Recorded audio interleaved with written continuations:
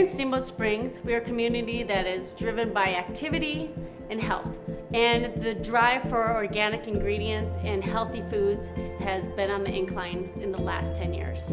We care very much about the sustainability of our foods, how we resource them responsibly, and the community and how we give back in that project. Our menu varies across the board. We have fish, we have meat, but most importantly, we have organic produce.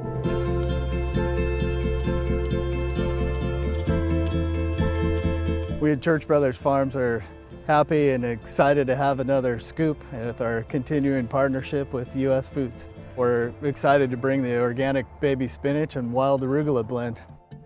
Organic is a totally different way of growing than the conventional. It takes 3 years to get a piece of land certified organic. And in those 3 years, you can't use any synthetic fertilizers, pesticides. They're all derived from a natural source. The price difference between organic and conventional foods is really not that different. It's a couple bucks. So when I'm comparing price, it's an obvious choice for me. I want to offer the best quality ingredient for my customers, and I feel the customers are willing to pay that as well. Organic products are a critical component of the Serve Good program.